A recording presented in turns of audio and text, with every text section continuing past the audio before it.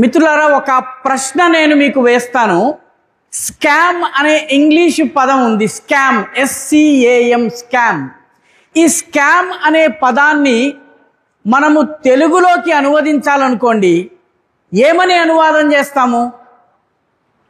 ఎవరన్నా చెప్పగలరా అండి?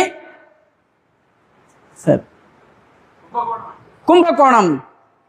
100కి 100 పత్రికల్లో కుంభకోణం అనే వస్తుంది. కుంభకోణము అన్న పదము స్కామ్ ఎలా అయింది? కుంభకోణము వాస్తవానికి ఒక తీర్థక్షేత్రం, ఒక పుణ్యక్షేత్రం. అక్కడికి వెళితే మోక్షం వస్తుందంటారు. కానీ కుంభకోణము అనేటటువంటి పదము ఆర్థిక అవినీతికి మారుపేరుగా, ఒక బూటకానికి మారుపేరుగా ఎలా మారింది? ఎప్పుడన్నా ఆలోచించామా? కుంభకోణం ఒక పవిత్ర తీర్థక్షేత్రం. తీర్థక్షేత్రానికి అవినీతికి సంబంధం ఏమిటి? తెలుగు పత్రికలన్నీ స్కామ్ అంటే కుంభకోణం అని రాస్తాయి. పత్రికలు చదివే మనమందరం కూడాను స్కామ్ అంటే కుంభకోణం అనుకుంటాము. ఎవరైనా ప్రభుత్వం యొక్క నిధులని మేసేశారనుకోండి, దానికి మన పత్రికలు వాడే పదం ఏంటంటే ఆయన నిధులను స్వాహా చేశాడు. స్వాహ అన్న పదము దేనితో ముడిపడింది? స్వాహ అన్న పదము యజ్ఞంతో ముడిపడింది. ఇదం నమమ, ఇది నాది కాదు. ఇదం రాష్ట్రాయ స్వాహ, ఇది నా జాతిది, నా సమాజానిది. సూర్యాయ స్వాహ, ఇంద్రాయ స్వాహ, వారిది ఇది. ఆ భావాన్ని మనం ఏం చేశాము? చాలా విజయవంతంగా అవినీతికి మారుపేరుగా మార్చేశాం. ఎవరన్నా మోసం చేసేసి డబ్బు ఎగేసి వెళ్ళిపోయాడు అనుకోండి, మనము శఠగోపం పెట్టాడు అన్నటువంటి పదం వాడతాం. శఠగోపం ఎక్కడ పెడతారండి? శఠగోపము మనము దేవుని ముందు శరణాగతి అయిన తరువాత ఆయన పాదముద్రల్ని మనం నెత్తిన వేయించుకునేందుకు మనము ఆ ఒక వెండితో చేసినటువంటి దాన్ని పెడతారు. దానిని శఠగోపం అంటారు. అంటే సంపూర్ణ సమర్పణకు ప్రతీక అయినటువంటి దాన్ని మనము అవినీతికి, మోసానికి, కుంభకోణం అన్నటువంటి పదం కానీ, స్వాహ అన్న పదం కానీ, లేకపోతే శఠగోపం కానీ, మీరు జాగ్రత్తగా గమనిస్తే తెలుగు పత్రికలు రోజు చదివే వాళ్ళకి నిధులు స్వాహా చేశారు, నిధులు కైంకర్యం చేశారు. కింకర భావంతో దేవునికి సమర్పించుకుని సేవ చేసుకునేవాడు ఎవడైతే ఉన్నాడో నిధులు కైంకర్యం చేశాడు. నైవేద్యాన్ని మొత్తం భోక్తలు భోంచేశారు. భోక్తలు దేంతో ముడిపడ్డారు? ధర్మంతో ముడిపడ్డారు. మనకి తెలియకుండా మన చేత మన ధర్మాన్ని, మన జీవన విధానాన్ని, మన సంస్కృతిలోని శ్రేష్టతమమైనటువంటి విషయాలను బూతులుగా, తిట్లుగా, అవమాన సూచకాలుగా వాడుతున్నారు. ఎవరైనా కొంచెం మందమతి, తెలివి తక్కువ వాడు ఉన్నాడంటే, ఏమయ్యా చెవిలో పువ్వు పెట్టుకున్నావా అని అడుగుతాం మనం. జంధ్యాల గారి పుణ్యమాని తెలుగు భాషలోకి చెవిలో పువ్వు అన్న పదం వచ్చేసింది. చెవిలో పువ్వు ఎవరు పెట్టుకుంటారండి? దేవుని సేవకు వినియోగించిన పువ్వును నిర్మాలిగా భక్తుని చేతిలో పెట్టిన తరువాత దానిని చెవి దగ్గర పెట్టుకుంటారు. మనము చెవిలో పువ్వు పెట్టుకునేటటువంటి వ్యక్తిని మందమతి, బుద్ధిహీనుడు, తెలివి తక్కువ వాడు, పనికి మాలిన వాడు అన్న దానితో సమానార్థకం, పర్యాయవాచకంగా మార్చేశాము. దీనిని నారేటివ్ బిల్డింగ్ అంటారు. నారేటివ్ బిల్డింగ్ అంటే మన మనస్సుల్లో ఒక భ్రమను సృష్టించి, ఆ భ్రమను నిజంగా భావించి మన పట్ల మనకే ఒక న్యూనతా భావం, ఇన్ఫీరియారిటీ కాంప్లెక్స్ వచ్చేలాగా చేయడమే ఒక నారేటివ్ని బిల్డ్ చేయడం అని మనం గమనించాలి. ఒక నారేటివ్ని బిల్డ్ చేయడం అనేది ఒక రోజులో లేదా 2 రోజుల్లో జరగదండి. దీనికి కనీసము 2 జనరేషన్స్ కావలసి ఉంటుంది. 2 జనరేషన్స్ కావాలి. ఒక జనరేషన్ ముందు కన్ఫ్యూజ్ అవ్వాలి. కన్ఫ్యూజ్ అయిన తరువాత 2వ జనరేషన్కి వచ్చేటప్పటికి నిజమేనేమో అని నమ్మేటటువంటి జనరేషన్ రావాలి. 2 జనరేషన్స్ అంటే 30 years గనక మీరు ప్రయత్నం చేసినట్లయితే ఈ రకమైనటువంటి భ్రమను సృష్టించగలరు. హిందువు అంటే మతతత్వవాది.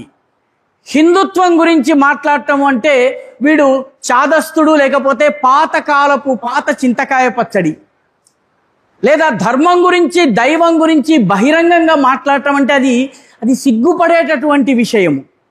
హిందూ ధర్మం అంటే ఇందులో కులతత్వం ఉంది, అగ్రవర్ణాలు నిమ్నవర్ణాలని అణిచివేసినటువంటి ఒక సుదీర్ఘమైనటువంటి అణచివేతల చరిత్ర హిందూ ధర్మం. ఎవరంటున్నాం? మనం అంటున్నాం. ఎవరు అనిపించారు? మన వాళ్ళే అనిపించారు. మీ భీమవరానికి సంబంధించిన ఉదాహరణతోటే నేను కొన్ని వాస్తవాలు మీ ముందు ఉంచదలుచుకున్నాను. ఈ భీమవరానికి దగ్గరలో గొరగనమూడి అనే ఒక ఊరుంది. గొరగనమూడి అనేటటువంటి ఊరులో ఒక వేద పండితుడు ఉండేవాడు. ఆ వేద పండితుడి పేరు భూపతిరాజు రామరాజు. భూపతిరాజు రామరాజు గారు వేద పండితుడు. తన కుమారుడికి వేదం బోధించాడు. వేదాన్ని బోధించిన తరువాత ఆ కుమారుడు చదువుకోవడానికి అమెరికాకి వెళ్ళాడు. అమెరికాలో న్యూక్లియర్ ఫిజిక్స్ చదువుకుని వచ్చిన తరువాత ఆయన సన్యాస దీక్ష తీసుకున్నాడు. సన్యాస దీక్ష తీసుకున్న తరువాత ఆయన దాదాపు ఒక 12 సంవత్సరాలు యావత్ భారతదేశాన్ని పర్యటించాడు. పర్యటించి వచ్చిన తర్వాత వరల్డ్స్ బెస్ట్ న్యూక్లియర్ సైంటిస్ట్ సన్యాసం తీసుకున్నాడు. సన్యాసం నుంచి తిరిగి మళ్ళీ సొంత ఊరికి వచ్చిన తరువాత ఆంధ్ర యూనివర్సిటీ వాళ్ళు పిలిచి మా న్యూక్లియర్ ఫిజిక్స్ డిపార్ట్మెంట్ని స్టార్ట్ చేయండి మహాప్రభు అని అడిగితే ఆ సన్యాసి న్యూక్లియర్ ఫిజిక్స్ డిపార్ట్మెంట్ని స్టార్ట్ చేశారు. ఆంధ్ర యూనివర్సిటీ వాల్తేరుకి ఎవరన్నా వెళితే సైన్స్ కాలేజీకి ముందు ఆ వ్యక్తి విగ్రహం ఉంటుంది. వేదము ఎవరు నేర్పారండి? భూపతిరాజు రామరాజు గారు. బ్రాహ్మణుడు కాదు. కాబట్టి బ్రాహ్మణుల సొత్తు వేదము కాదు. నేర్చుకున్నటువంటి వ్యక్తి ఎవరు? ఆయన స్వామి జ్ఞానానంద. స్వామి జ్ఞానానంద సన్యాసము న్యూక్లియర్ ఫిజిక్స్ని కంబైన్ చేసి ఏకకాలంలో పనిచేశాడు. నిజంగా స్వాహ కుంభకోణము ఇటువంటి కుట్రలు ఒకవైపు నడుస్తున్నటువంటి సమయంలోనే ఆయన వచ్చారు. కేవలము భూపతిరాజు రామరాజు గారు మాత్రమే కాదండి. ఇక్కడి నుంచి తూర్పుగోదావరి జిల్లా గొల్లల మామిడాడకు వెళ్ళండి. అక్కడ ఒక పెద్ద కోదండ రామాలయం ఉంది. 11 అంతస్తుల గోపురం ఉంది. బహుశా ఈ చుట్టుపక్కల ప్రాంతంలో అంత పెద్ద గోపురం లేదు. అమ్మిరెడ్డి అనేటటువంటి రెడ్డి కులస్తులు ఆ గుడిని కట్టించారు. తమ ఆదాయంలో వచ్చేటటువంటి మొత్తము బియ్యపు బస్తాలకు బస్తాలు దేవాలయ నిర్వహణకి పూజారుల జీతాలకి ఈ రోజుకి ఇస్తున్నారు. ఆ దేవాలయ నిర్వహణను ఆగమ శాస్త్రాలను అధ్యయనం చేయడం కోసము బ్రహ్మారెడ్డి గారు అనేటటువంటి వ్యక్తి సంస్కృతం నేర్చుకున్నాడు, వేదాలు నేర్చుకున్నాడు. నేర్చుకున్న తరువాత గొల్లల మామిడాడ కోదండ రామాలయపు సుప్రభాత స్తోత్రాన్ని సంస్కృతంలో రాశారు. ఈరోజు కూడా గొల్లల మామిడాడకు మీరు వెళితే బ్రహ్మారెడ్డి గారు రాసినటువంటిది చదువుతారు. కాబట్టి ఏదో ఒక వర్గానికి మాత్రమే పరిమితము, ఒక వర్గము మిగతా వర్గాన్ని అణిచివేసింది. వేదాలు కేవలం ఒకరి సొత్తు. ఇది ఎంత మటుకు వాస్తవం? మన జిల్లాలోనే 2 ఉదాహరణలు, ఒకటి తూర్పుగోదావరి, ఒకటి పశ్చిమ గోదావరిది. మిత్రులారా, శ్రీశైలం గుడికి మనం అందరం వెళ్తాము. శ్రీశైలంలో మనలో ఎంతమందికి తెలుసు శ్రీశైలంలో ఉన్నటువంటి అయ్యవారు పరమశివుడు మల్లికార్జున స్వామి యొక్క పూజారులు బ్రాహ్మణులు కారు. శ్రీశైలం గుడిలోకి మనం వెళ్ళేదైతే పూజ చేస్తామో పూజారులు వీరశైవ లింగాయత మతానికి చెందిన వాళ్ళు బ్రాహ్మణులు కారు. అమ్మవారిని పూజించేట భ్రమరాంబ అమ్మవారిని పూజ చేసేటటువంటి పూజారులు మాత్రము స్మార్త బ్రాహ్మణులు. మొత్తము దేవాలయానికి సంబంధించినటువంటి అన్ని ముహూర్తాలు పెట్టేటటువంటి లేకపోతే కాల నిర్ణయం చేసేటటువంటి వ్యక్తి ఎవరైతే ప్రధాన పూజారి ఉన్నాడో ఆయన ఆరాధ్యులు అంటే శైవులు. ఆయన కూడాను స్మార్త బ్రాహ్మణుడు కాదు. శ్రీశైల దేవాలయానికి గనక ఏదన్నా ఒక ముహూర్తం నిర్ణయించాలంటే దానికి ఒక ఆస్థాన సిద్ధాంతి గారు ఉన్నారు. ఆ సిద్ధాంతి గారి పేరు బుట్టే వీరభద్ర దైవజ్ఞ అనే పద్మశాలి కులానికి చెందినవాడు. పద్మశాలి ముహూర్తం పెడతాడు, ఆరాధ్యుడు నిర్వహణ చేయిస్తాడు. శివుడిని పూజించేది లింగాయతులు, అమ్మవారిని పూజించేది బ్రాహ్మణుడు. ఎక్కడ కులం ఉన్నది? దురదృష్టవశాత్తు ఈ వాస్తవాలను మనకు చెప్పేటటువంటి ప్రయత్నం జరగలేదు. అబద్ధాలను మనకి ప్రచారం, ఒక వర్గం ఇంకొక వర్గాన్ని అణిచివేసింది, కొందరిని కొందరు అణిచివేశారు అని చెప్పేటటువంటి ఒక కథనాన్ని నెరేటివ్ బిల్డింగ్ చేశారు. దశాబ్దాలుగా కొనసాగుతూ వచ్చింది. దానివల్ల మనం అది నిజమని నమ్ముతున్నాం. మీకు ఒక చిన్న ఉదాహరణ చెప్తాను. మీ జిల్లాకే సంబంధించినటువంటి ఉదాహరణ. ఈ జిల్లాలో ఉప్పులూరు అనేటటువంటి ఊరుందండి. ఉప్పులూరు అనే ఊళ్ళో చెన్నకేశవ స్వామి దేవాలయం ఉంది. ఈ చెన్నకేశవ స్వామి దేవాలయం యొక్క కథ చాలా ఆసక్తికరమైంది. పల్నాడులో బ్రహ్మనాయుడికి నాగమ్మకి మధ్య యుద్ధం జరిగింది. నాగమ్మ రెడ్డి, బ్రహ్మనాయుడు వెలమ, వీళ్ళిద్దరి మధ్య యుద్ధం జరిగింది. యుద్ధం అంతా అవుతున్నటువంటి సమయంలో బ్రహ్మనాయుడు గారు ఆ పల్నాడులో ఉన్నటువంటి ఆ చెన్నకేశవుడి విగ్రహాన్ని తీసుకుని ఒక వ్యక్తికి ఇచ్చి, ఒక పూజారికి ఇస్తాడు. ఆ పూజారి పేరు కన్నమదాసు. ఈ కన్నమదాసు మాల, కన్నమదాసు ఆ విగ్రహాన్ని తీసుకుని ఉప్పులూరుకి వచ్చి ఉప్పులూరులో ప్రతిష్ఠిస్తాడు. ఏ సంవత్సరంలో ప్రతిష్ఠిస్తారు? 1280వ సంవత్సరంలో ప్రతిష్ఠిస్తాడు. 100 సంవత్సరాల తరువాత పరిస్థితులు మామూలు అవుతాయి. 1335వ సంవత్సరంలో మళ్ళీ పల్నాడుకి దీన్ని తీసుకెళ్దామని విగ్రహాన్ని లేపడానికి ప్రయత్నిస్తే విగ్రహం లేవదు. లేవకపోయేటప్పటికీ అక్కడే దాన్ని ప్రతిష్ఠించి పూజిస్తారు. కన్నమదాసు యొక్క వంశీయులే ఈరోజు కూడా పూజారులు. ఆ తరువాత 1650వ సంవత్సరంలో వెలమరాజులు ఇప్పుడు మనం చూస్తున్నటువంటి మందిరాన్ని నిర్మాణం చేశారు. ఇప్పుడు ఏదైతే ఉప్పులూరులో ఉన్నటువంటి చెన్నకేశవ స్వామి మందిరం ఉన్నదో 1650లో 1650లో వెలమరాజులు నిర్మాణం చేశారు. బ్రహ్మనాయుడి దగ్గర నుంచి కన్నమదాసు చేతికొచ్చిన తరువాత నుంచి రాజులు మారారు, రాజ్యాలు మారాయి. కానీ గుడి పూజారి కేవలము కన్నమదాసు యొక్క వంశస్థులు మాత్రమే. ఎవరు కులం అడగడం లేదు. ఈ కులవాదం ఎక్కడి నుంచి వచ్చింది? మన కళ్ళ ముందు మన జిల్లాలో ఉన్నటువంటి ఉదాహరణ ఇది. దురదృష్టవశాత్తు ఒక నెరేటివ్ని బిల్డ్ చేయడం జరిగింది. ఈ సమాజంలో కులాల పేరిట, వర్గాల పేరిట, వర్ణం పేరిట, భాష పేరిట, ప్రాంతం పేరిట, ఆఖరికి నది నీళ్ల పేరిట సమాజాన్ని ఎలా విడగొట్టాలి, ఈ ప్రయత్నము ఆంగ్లేయుడు ప్రారంభించాడు. దురదృష్టవశాత్తు ఈ రోజుకి కూడా అది కొనసాగుతోంది. ఈరోజు కొందరు రాజకీయ కారణాలతో కొనసాగిస్తున్నారు, కొందరు అంతర్జాతీయ కుట్రలో భాగంగా కొనసాగిస్తున్నారు. మిత్రులారా, మీకు ఆశ్చర్యం కలగవచ్చును. బ్రాహ్మణుల్ని అగ్రవర్ణాలు అంటారు. 1861లో మద్రాస్ ప్రెసిడెన్సీ, అంటే ఈరోజు ఉన్నటువంటి ఈ సర్కార్ జిల్లాలు, ఈ ఆంధ్రప్రదేశ్ రాష్ట్రము, పార్ట్ ఆఫ్ కర్ణాటక, మొత్తం తమిళనాడు కలిసి అప్పుడు మెడ్రాస్ ప్రెసిడెన్సీగా ఉండేది. చెన్నై హెడ్ క్వార్టర్గా ఉండేది. మెడ్రాస్ ప్రెసిడెన్సీలో ఒక సర్వే చేస్తే 11% బ్రాహ్మిన్స్కి సొంత భూమి లేదు అని చెప్పి ఆ సర్వేలో తేలింది. 1861లో 1864లో ముంబై ప్రెసిడెన్సీ అంటే ప్రస్తుతం పాకిస్తాన్లో ఉన్నటువంటి సింధు ప్రాంతము, గుజరాత్ ప్రాంతము, ముంబై ప్రాంతము కలిపి ముంబై ప్రెసిడెన్సీలో ఒక సర్వే చేస్తే ఆ సర్వేలో బ్రాహ్మణులకు సంబంధించినటువంటి సర్వే అది. ఈ సర్వే ప్రకారం 1864లో 30,604 మంది బ్రాహ్మణులు మాత్రమే మొత్తం ప్రెసిడెన్సీలో ఉన్నారు. గుజరాత్ కావచ్చును, మహారాష్ట్ర కావచ్చు, సింధు కలిపి 30,604. బ్రిటిష్ వాడి రికార్డు ఇది. వాడి రికార్డు ప్రకారము వీరిలో బిచ్చగాళ్ల సంఖ్య ఎంత? బిచ్చగాళ్ళు అన్నది కొంత కటువైనటువంటి పదము. యాచన చేసుకుని ఇంటింటికి వెళ్ళి అడుక్కుని తినేటటువంటి వాడు. బ్రాహ్మణుడి వృత్తి వాస్తవానికి యాచన. రోజంతా ఇంటింటికి వెళ్ళాలి, మధుకరము వృత్తి అది. అన్నాన్ని స్వీకరించాలి, దాన్ని వండుకోవాలి, వండుకున్న తరువాత వాడు వేదాన్ని పోషించాలి, నేర్చుకోవాలి, వేద ధర్మాన్ని ప్రచారం చేయాలి. ఇది బ్రాహ్మణుడికి ఇచ్చినటువంటి వృత్తి అండి. మనలో చాలామందికి తెలియని విషయం ఏంటంటే, మనము తద్దినాలు పెట్టేటప్పుడు తిలాంజలి చేసేందుకు ఒక చిన్న అరటి ఆకిస్తారు, కొన్ని దర్భలతో దాంతో తిలాంజలి చేయిస్తారు.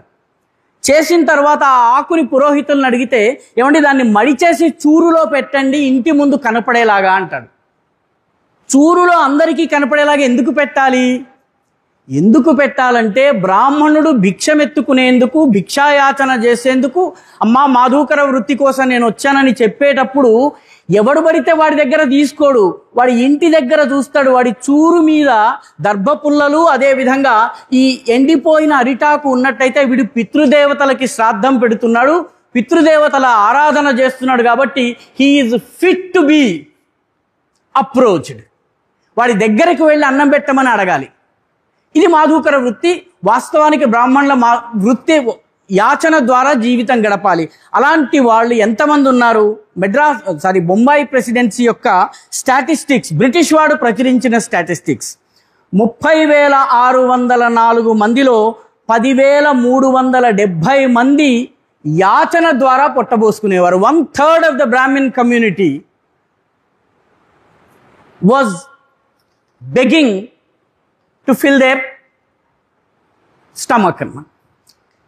అకౌంటింగ్ వర్క్ చేసేటటువంటి వాళ్ళు, వ్యాపారుల దగ్గర వాళ్ళ దగ్గర లెక్కలు రాసేటటువంటి వాళ్ళ సంఖ్య 5,973, పూజారులుగా పనిచేసేటటువంటి వాళ్ళ సంఖ్య 2,606, టీచర్లుగా పనిచేసే వాళ్ళ సంఖ్య 760, పాలేర్లుగా పనిచేసే వాళ్ళ సంఖ్య 1,795, బ్యాంకర్స్గా అంటే వాళ్ళు వీళ్ళు డబ్బులు ఇస్తే డబ్బులు తమ దగ్గర ఉంచుకుని అడగగానే మళ్ళీ వాళ్ళకి తిరిగి ఇచ్చేటటువంటి పని చేసేటటువంటి వాళ్ళ సంఖ్య 1,728.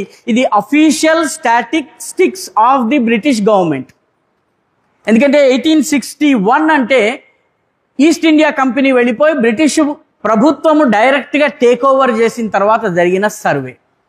కాబట్టి అగ్రవర్ణము అని చెప్తున్న వాళ్ళలో 1/3 భిక్షాయాచన చేసేవాళ్ళు. ఎవరు జమీందారులు? మీకు ఒక క్లాసిక్ ఉదాహరణ చెప్తాను. మన దేశంలో ఒక ఆర్మీ ఆఫీసర్ ఉండేవారు, లెఫ్టినెంట్ జనరల్ ఎస్కే సిన్హా. ఆయన అస్సాంకి పంజాబ్కి ఆయన లెఫ్టినెంట్ గవర్నర్గా పనిచేశారు, ఆర్మీలో లెఫ్టినెంట్ జనరల్గా పనిచేశారు. ఆయన ఒకసారి పాట్నా నుంచి విమానం ఎక్కి ఢిల్లీకి వస్తున్నారు. అదే విమానంలో అప్పటి మన రక్షణ మంత్రి అయినటువంటి జగ్జీవన్ రామ్ కూడా వస్తున్నారు. జగ్జీవన్ రామ్ గారు విమానంలోంచి దిగగానే బాబుజీ నమస్కారం అని చెప్పి ఆయన సూట్ కేసుని ఈ ఆర్మీ ఆఫీసర్ పట్టుకున్నాడు. అప్పుడు ఆయన ఆర్మీ యూనిఫామ్లో లేడు, సివిల్ డ్రెస్లో ఉన్నాడు. ఈ కారణంగా ఆయనని జనరల్గా చేయలేదు. నువ్వు ఒక రాజకీయ నాయకుడి సూట్ కేసు మోసావు కాబట్టి నిన్ను నేను జనరల్గా చేయనని చెప్పి ఇందిరాగాంధీ అంది. అసలు కారణం వేరే ఉంది, ఎందుకంటే ఆయన ఇందిరాగాంధీ మాట వింటలేదు, అందుకని ఈ సాకు చూపించింది. అప్పుడు ఎస్కే సిన్హా లిఖితపూర్వకంగా ఇచ్చిన క్లారిఫికేషన్ ఏంటి తెలుసునండి? మేము కాయస్థులము, బ్రాహ్మణుల తరువాత ఉండేటటువంటి వాళ్ళము, కానీ మా ఊరి జమీందారు బాబు జగజీవన్ రామ్ యొక్క తండ్రి. మా జమీందారు గారి యొక్క సూట్ కేసు మోయడం అనేది మా కులాచారము, వంశాచారము. కాబట్టి మేము ఆయన సూట్ కేసుని మోయడం అనేది నా యొక్క పవిత్రమైనటువంటి పూర్వపురుషుల నుంచి సంక్రమించినటువంటి కర్తవ్యాన్ని నేను నిర్వహించాను తప్ప ఇందులో ఆయన మంత్రి, నేను ఆర్మీ ఆఫీసర్ని కాదు అని ఆయన లిఖితపూర్వకంగా జవాబిచ్చాడు. కాబట్టి అర్థం చేసుకోవలసిన విషయం ఏంటంటే, ఈరోజు మనకి కనిపిస్తున్నటువంటి ఈ కుల వివక్ష, రకరకాల కథనాలు ఏవైతే ఉన్నాయో ఇవన్నీ కూడాను they are a creation of the British government. ఎందుకంటే బ్రిటిష్ వాళ్ళకు ఒక విషయం అర్థమైంది. 1857 సిపాయి విద్రోహంగా మనం దేన్నైతే చెప్పుకుంటామో మొదటి స్వాతంత్ర సమరం, నిజానికి అది కూడా మొదటిది కాదు, దానికన్నా ముందే చాలా జరిగినాయి. 1830స్లోనే ద్వారబంధాల రామచంద్రయ్య అనేటటువంటి వ్యక్తి రాజమండ్రిలో ఆంగ్లేయుల పైన తిరుగుబాటు చేస్తే, తిరుగుబాటు చేసినటువంటి వ్యక్తిని చంపి ఉరితీసిన తరువాత ఆయన శరీరాన్ని ఒక పంజరంలో పెట్టేసేసి రాజమండ్రి కోట గుమ్మం దగ్గర పెట్టేశారు. చిట్ట చివరికి మాంసం అంతా పక్షులు పీక్కుపోయిన తర్వాత అస్థి పంజరం మిగిలేది. ఒక 90 సంవత్సరాల క్రితం వరకు ఆ అస్థి పంజరం రాజమండ్రి కోటగుమ్మం ఏరియాలో ఎక్కడైతే ఇప్పుడు మృత్యుంజయ శివుడి విగ్రహం ఉందో ఆ ప్రాంతంలో ఉండేది. కాబట్టి 1857 is not the first war of independence. There were independence movements, there were revolutions much before that. 1757లో వాసుదేవ్ బల్వంత ఫడ్కే ఆంగ్లేయుల పైన తిరుగుబాటు చేశాడు. కాబట్టి అయినప్పటికీ సిపాయి విద్రోహంగా చెప్పబడేటటువంటి 1857 వార్ జరిగినప్పుడు మన వెస్ట్ గోదావరి జిల్లాలో ఇక్కడ కొంచెం దూరం వెళ్ళిన తరువాత సమిశ్రగూడెం అనే ఒక ఊరు వస్తుందండి. నిడదవోలు దగ్గర సమిశ్రగూడెం. ఈ సమిశ్రగూడెంలో ఒక గిరిజనుడు ఆంగ్లేయుల పైన తిరుగుబాటు చేశాడు. ఆ గిరిజనుడితో పాటు స్థానికంగా ఉన్నటువంటి రెడ్లు, వెలమలు, బ్రాహ్మణులు, మిగతా సమాజంలో సుప్రతిష్ఠులు, పెద్దవాళ్ళు అనుకున్నటువంటి వాళ్ళందరూ ఆయన నాయకత్వంలో పోరాడారు. 2 సంవత్సరాల పాటు 1857 to 1859 వరకు 1858 వరకు ఆంగ్లేయుల్ని గడగడలాడించారు. ఆ వ్యక్తి కొండరెడ్డి. ఆయన పేరు కారుకొండ సుబ్బారెడ్డి. కారుకొండ సుబ్బారెడ్డి చేసినటువంటి పోరాటానికి మొత్తము మిగతా సమాజం అంతా కూడా కలిసి వచ్చి ఆయన వెంట నిలబడింది, ఆయన నాయకత్వాన్ని అంగీకరించింది. కుల వ్యవస్థ ఎక్కడున్నది? ఈ కథనాలు మనకి తెలియకుండా ఎవరు చేశారు? ఈ కథనాల్ని మనం ఎందుకు మర్చిపోయాము?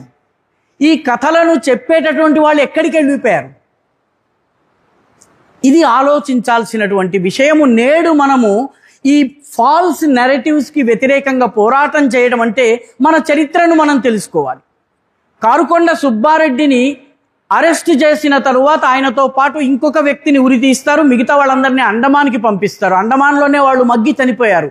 కారుకొండ సుబ్బారెడ్డిని రాజమండ్రి జైల్లో ఉంచి ఆయనని ప్రశ్నిస్తారు. నువ్వు ఈ తిరుగుబాటు ఎందుకు చేశావు? ఆంగ్లేయుల పైన తిరుగుబాటు ఎందుకు చేశావు? కారుకొండ సుబ్బారెడ్డి జవాబిస్తాడు.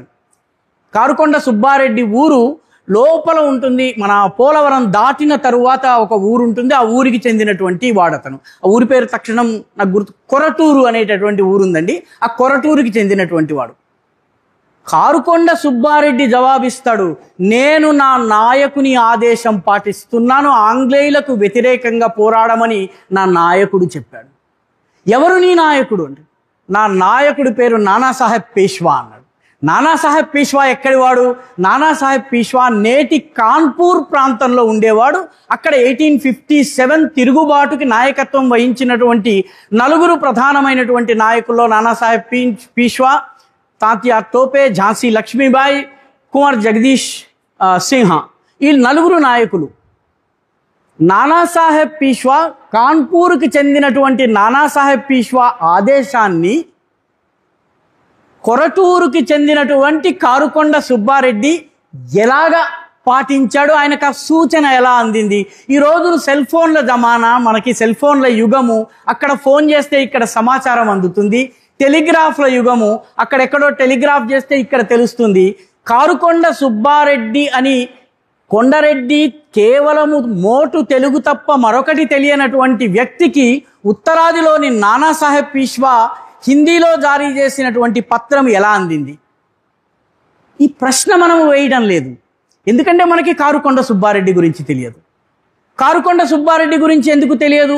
మన చరిత్రను మనకు చెప్పలేదు. కాబట్టి ఒక ఫాల్స్ నేరేటివ్ని ఈ సమాజంలో నిర్మించేటటువంటి ప్రయత్నం ఈ దేశంలో జరిగింది.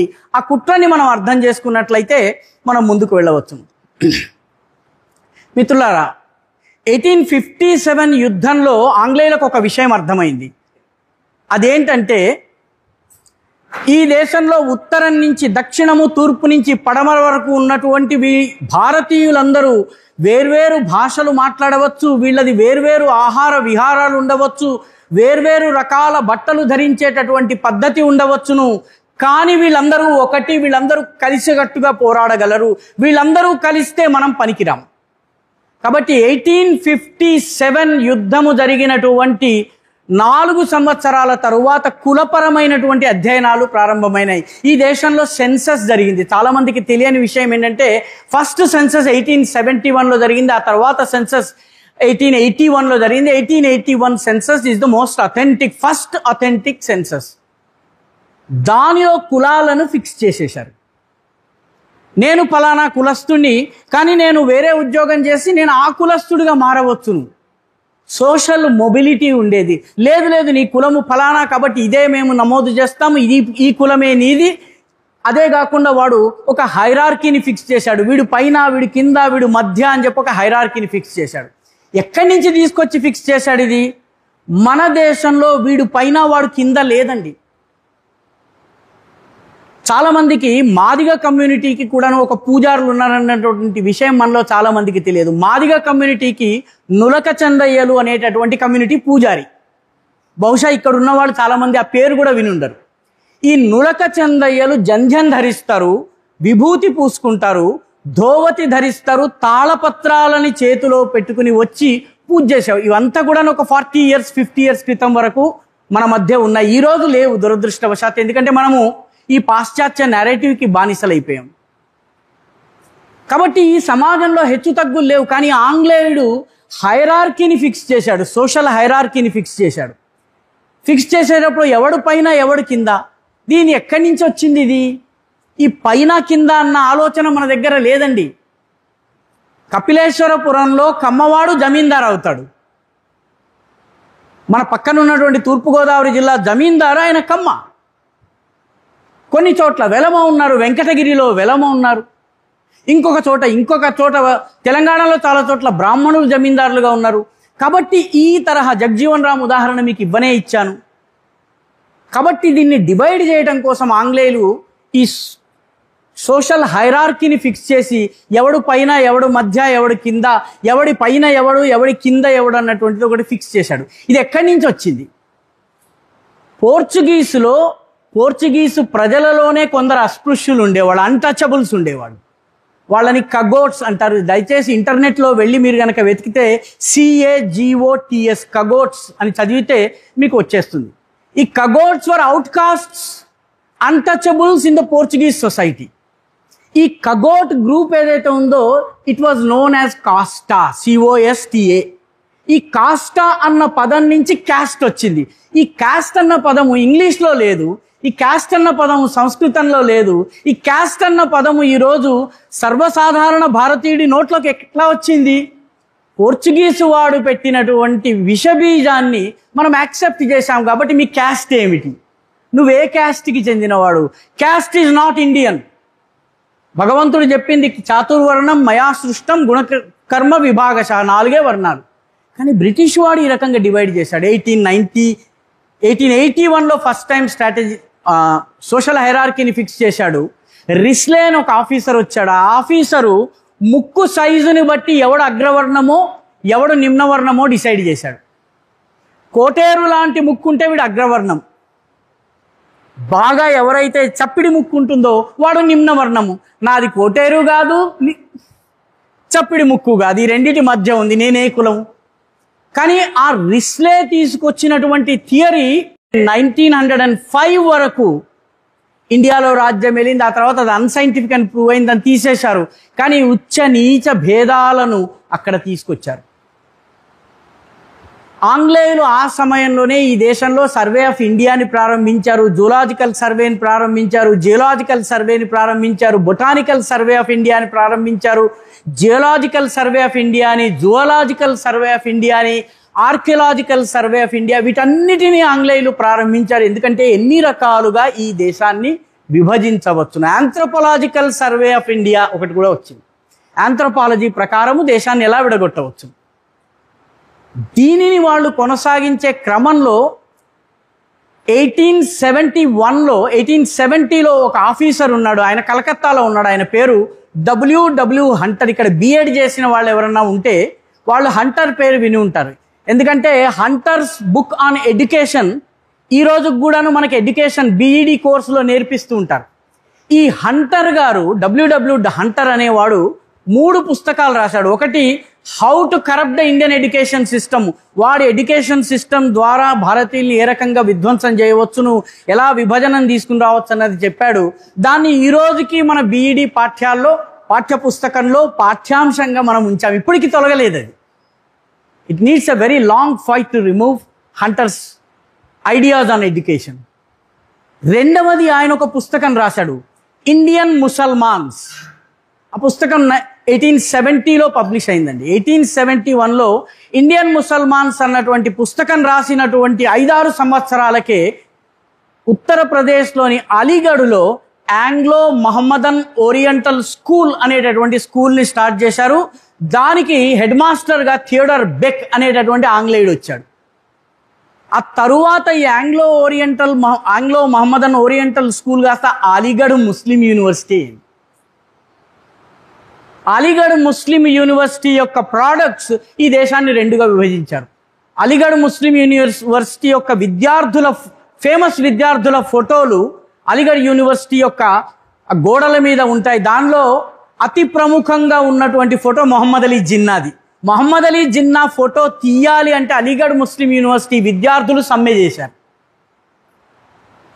ఆయన ఇంకొక పుస్తకం రాశారు, the comparative grammar of Dravidian languages, ఆ పుస్తకం పేరు. ఈ comparative grammar of Dravidian language ఏంటంటే తెలుగు, తమిళ, కన్నడ, మలయాళ, తులు, కొంకణి ఈ భాషలన్నీ ఉత్తరాది భాషలతో వేరు కాబట్టి వీటిని భాషాధారంగా డివైడ్ చేయవచ్చు అని. హంటర్ గారు జీవితంలో కలకత్తా వదిలి బయటకు రాలేదు, దక్షిణ భారతదేశంలో ఒకసారి పర్యటించలేదు. కానీ హంటర్ గారు రాసినటువంటి comparative grammar of Indian Dravidian languages అనేది ఈ దేశంలో ద్రవిడవాదానికి పునాది అయింది.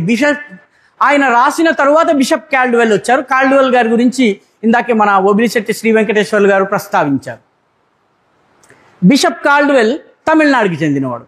కాబట్టి కుట్ర ఎంత లోతైనది ఒక్కసారి దయచేసి గమనించండి. అయినప్పటికీ ఈ జాతి దాని మీద పోరాడిందండి. మనలో చాలామందికి తెలిసి ఉంటుంది, 1906లో బెంగాల్ని విభజించినప్పుడు మొత్తం దేశం దానికి వ్యతిరేకంగా ఉద్యమించింది. బిపిన్ చంద్ర పాల్ బెంగాల్ నుంచి వచ్చి మన రాజమండ్రిలో గోదావరి గట్టున ప్రసంగం చేశాడు. ఈ బెంగాల్ విభజనకి వ్యతిరేకంగా పోరాడుతూ ఆయన ప్రసంగం చేశాడు. ఈ రోజుకి రాజమండ్రిలో ఆ ప్లేస్ని పాల్ చౌక్ అంటారు. ఇప్పటికీ పాల్ చౌక్ అని మీరు అడిగితే గోదావరి గట్టు మీద దొరుకుతుంది మీకు. బిపిన్ చంద్రపాల్ ఇక్కడికి వచ్చారు రాజమండ్రికి. కాబట్టి 1905 to 1911 వరకు మనము బెంగాల్ యొక్క డివిజన్ని వ్యతిరేకిస్తూ ఉద్యమం చేశాం. 1911లో ఆంగ్లేయుడు తల ఒగ్గి బెంగాల్ విభజనని రద్దు చేశాడు. 1911 to 1947 కేవలము 36 ఇయర్స్ అండి. ఈ 36 ఇయర్స్లో బెంగాల్ మాత్రమే కాదు, మొత్తం ఇండియా 2 భాగాలు అయిపోయింది, హిందుస్థాన్, పాకిస్తాన్ అయిపోయింది. 35 సంవత్సరాల క్రితము ఒక రాష్ట్రాన్ని విభజిస్తే వ్యతిరేకించినటువంటి శక్తులు 35 సంవత్సరాల తర్వాత దేశ విభజనను కూడా అంగీకరించేసినాయి. ఈ స్థితికి మన నెరేటివ్ ద్వారా మనల్ని ఈ రకమైనటువంటి ఆలోచనల్ని ఫిల్ చేయడం ద్వారా చేశారు. కాబట్టి దేశ విభజన జరిగిన తర్వాత దీన్ని కరెక్ట్ చేశారా? దురదృష్టవశాత్తు జరగలేదు. ఈ దేశపు దురదృష్టం ఏంటంటే ఈ దేశపు మొదటి విద్యామంత్రి మౌలానా అబుల్ కలాం ఆజాద్ ఇంగ్లీష్ స్కూల్కి జీవితంలో వెళ్ళలేదు. ఆయన అరబీ తప్ప వేరే భాష రాదు. ఆయన ఈ దేశపు ఫస్ట్ ఎడ్యుకేషన్ మినిస్టర్. 1969లో ఇందిరాగాంధీ గారికి కమ్యూనిస్టుల సహాయం అవసరమైంది. కమ్యూనిస్టు నాయకులైనటువంటి కొత్త రఘురామయ్య, కేవి రఘునాథ్ రెడ్డి, మోహన్ కుమార్ మంగళం వంటి వాళ్ళు కాంగ్రెస్ పార్టీలో చేరిపోయి కాంగ్రెస్ పార్టీకి మెజారిటీ కల్పించారు. అందులో ఒక కమ్యూనిస్టు పేరు Nurul Amin. He was the education minister in 1969. Nurul Amin వచ్చిన తరువాత నుంచి టెక్స్ట్ బుక్కుల్లో మార్పు వచ్చింది. 1969లో నేను 9వ తరగతి చదువుతున్నాను. 9వ తరగతి చదువుతున్నప్పుడు నాకు విశ్వనాథ నాయకుడి కథ నాన్ డీటెయిల్డ్గా ఉండేది. సర్దార్ వల్లభాయ్ పటేల్ కథ ఇంకొక నాన్ డీటెయిల్డ్గా ఉండేది. ఈ 2 నాన్ డీటెయిల్స్ మేము చదివేవాళ్ళం. 1969లో వచ్చిన తరువాత సడన్గా శివాజీ దేశ వ్యతిరేక అయిపోయాడు. రాణా ప్రతాప్ పర్సనా నాన్ గ్రాటా అయిపోయాడు. రాణా ప్రతాప్ గురించి మాట్లాడద్దు, ఈ దేశంలో జరిగినటువంటి పోరాటాల గురించి మాట్లాడద్దు. టెక్స్ట్ బుక్ల మార్పిడి 1969లో ప్రారంభమై 1984 నాటికి టెక్స్ట్ బుక్లు మారాయి. చాలామంది మనలో ప్రశ్నిస్తుంటారు, మోదీ వచ్చి 10 ఏళ్ళైంది టెక్స్ట్ బుక్లు ఎందుకు మారలేదని. 69లో నూరుల్ అమీన్ మొదలుపెట్టింది. 1984లో అర్జున్ సింగ్ హెచ్ఆర్డి మినిస్టర్ అయ్యేదాకా కూడాను టెక్స్ట్ బుక్లు పూర్తిగా మారలేదు. మారడానికి 20 years పట్టింది. అంతే సమయం పడుతుంది. ఎందుకంటే ఒక జనరేషన్ బుర్రని మార్చాలి. అక్బర్ ది గ్రేట్ కావాలి, మీకు అశోకా ది గ్రేట్ కావాలి. రాణా ప్రతాప్ గురించి ఒక్క లైన్ కూడా ఉండకూడదు. గురు గోవింద్ సింగ్ పోరాటం గురించి తెలియకూడదు. ఈ రకమైనటువంటి నేరేటివ్ బిల్డింగ్ ఈ దేశంలో జరిగింది కాబట్టి ఛత్రపతి శివాజీ గురించి కేవలము మహారాష్ట్రియన్లు మాట్లాడతారు. వీరపాండ్య కట్టబ్రహ్మణ గురించి కేవలము తమిళియన్లు మాట్లాడతారు. మన దగ్గర ద్వారబంధన్ రామచంద్రయ్య గురించి తెలుగువాడు కూడా మాట్లాడరు. ద్వారబంధాల రామచంద్రయ్య ఎవరు అని అడిగితే బహుశా రాజమండ్రిలో ఒక్కరు కూడా చెప్పేవాళ్ళు ఉండరు. ఈ దేశంలో చాలా పెద్ద ప్రయత్నం జరిగింది ఈ ఫాల్స్ నేరేటివ్కి వ్యతిరేకంగా పోరాడేందుకు. మిత్రులారా, ఈ హాల్ అల్లూరి సీతారామరాజు గారి పేరు మీద ఉన్నది. అల్లూరి సీతారామరాజు గారు క్షత్రియులయ్యుండి గిరిజనుల కోసం పనిచేసేందుకు వెళ్ళారు. తూర్పుగోదావరి జిల్లాలోని గిరిజనులను మేల్కొలిపేందుకు ఆయన ప్రయత్నం చేశారు. పశ్చిమ గోదావరి జిల్లాలో అదే సమయంలో గిరిజనులను శాంతియుతంగా మేల్కొల్పేందుకు కేరళ నుంచి ఎంఏ చదివినటువంటి ఒక సన్యాసి వచ్చాడండి. ఆయన రాజమండ్రిలో ప్రవచనాలు చెప్పి వచ్చినటువంటి డబ్బు కొంచెం పోగుగానే ఆయన పేరంటాలపల్లి అనేటటువంటి గ్రామం ఉంది కొండమొదలు దగ్గర, అక్కడికి వెళ్ళేవాడు. అక్కడ గిరిజనులకు విద్య నేర్పించేవాడు. ప్రపంచ చరిత్రలోని మొట్టమొదటి సెల్ఫ్ హెల్ప్ గ్రూప్ని ఆయన ప్రారంభించారు. గోదావరికి అటువైపు సాయుధ పోరాటం అల్లూరి సీతారామరాజు జరిపితే గోదావరికి దక్షిణాన బాలానంద స్వామి ఆయన పేరు, బాలానంద స్వామి సెల్ఫ్ హెల్ప్ గ్రూప్స్ ద్వారా ఆయన పనిచేశారు. ఈ రోజు కూడా మీరు కనుక పేరంటాలపల్లికి వెళితే, ఎవరైనా కొండమొదల ఆ ప్రాంతానికి వెళితే పేరంటాలపల్లికి తీసుకెళ్తారు. పేరంటాలపల్లిలో మిత్రులారా, మీరు సమయం అయిపోతుంది, నేను ముగించేస్తాను. పేరంటాలపల్లిలో మీరు లోపలికి వెళ్ళగానే ఒక దేవాలయం ఉంటుంది. ఆ దేవాలయంలో పూజారులు ఉండరు. మీకు మీరే పూజారులు, మీకు మీరే అభిషేకం చేయవచ్చు అక్కడ శివుడికి. ఆ పక్కన వెదురుతో తయారు చేసినటువంటి ఇళ్ళు, రకరకాల చెట్లు, ఇటువంటి బొమ్మల్ని అమ్మేటటువంటి గిరిజనులు ఉంటారు. వాళ్ళు దాదాపు ఒక 40-50 మంది కూర్చుంటారు. అందరిది ఒకటే ధర. నా దగ్గరికి రా అనేటటువంటి అడ్వర్టైజ్మెంట్ లేదు. మీకు నచ్చి ఎవరి దగ్గరికి వెళ్ళి, అమ్మా ఇది ఎంత అంటే, ఇది 100 రూపాయలండి, ఇల్లులాగా ఉంటుంది, వెదురుతో ఇల్లు తయారు చేస్తుంది, మేడ తయారు చేస్తుంది, చెట్లు తయారు చేస్తుంది. మీకు నచ్చలేదు, రెండో చోటకి వెళ్ళారు, ఆమె కూడా 100 రూపాయలే. నా దగ్గరికి రా సార్, నా దగ్గరికి రా, నేను 90కి ఇస్తాను. లేదు, సమానమైనటువంటి రేట్లు, నో కాంపిటీషన్. నీవు ఎవరి దగ్గర నచ్చితే వాడి దగ్గర కొనుక్కో, అందరిది ఒకటే రేటు.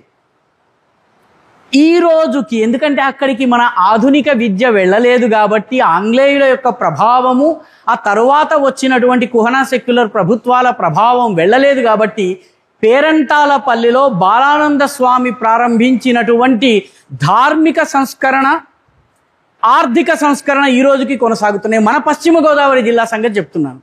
కొండమొదలు దాటగానే మీకు పేరంటాలపల్లి వస్తుంది. ఆ పేరంటాలపల్లిలో వెళ్ళగానే ఆ శివుడి గుడికి వెళ్ళే చోట మీకు ఈ వెదురుతో చేసినటువంటి బొమ్మలు అమ్ముతూ ఉంటారు. రియల్ నేరేటివ్, ఈ దేశపు వాస్తవ చరిత్రను సమాజానికి తెలియజేయవలసినటువంటి బాధ్యత మనకున్నది. ఇది ప్రభుత్వం పని కాదు మిత్రులారా. ప్రభుత్వం ప్రయత్నం చేస్తుంది, కానీ ఛత్రపతి శివాజీ కథను తల్లి నుంచి కొడుక్కి రావాలి, తండ్రి నుంచి కూతురికి రావాలి, మాస్టర్ నుంచి స్టూడెంట్కి రావాలి, తరతరాలుగా ఆ కథను మనకి చెప్పాలి. ఒక కౌంటర్ నేరేటివ్ బిల్డ్ చేసేటటువంటి ఒక మహత్ ప్రయత్నం ఈ దేశంలో జరిగింది. మనలో ఎంతమందికి తెలుసును, సిద్ధాంతం దాటిన తరువాత మందపల్లిలో శనీశ్వర స్వామి దేవాలయానికి వెళతాము. శనీశ్వర దేవాలయం ఉన్నటువంటి మందపల్లి గ్రామ శివార్లలో ఒక మఠం ఉంది, ప్రణవానంద స్వామి మఠము. ఎవరి ప్రణవానంద స్వామి? బహుశా ఇక్కడ కొందరు అదృష్టవంతులు ప్రణవానంద స్వామి మఠానికి వెళ్ళుంటారు. ప్రణవానంద స్వామి ఆ మందపల్లి గ్రామానికి చెందినటువంటి వ్యక్తి. ఆయన సన్యాసి అయిన తరువాత 23 సార్లు కైలాస మానస సరోవరం పరిక్రమ చేసి వచ్చాడు.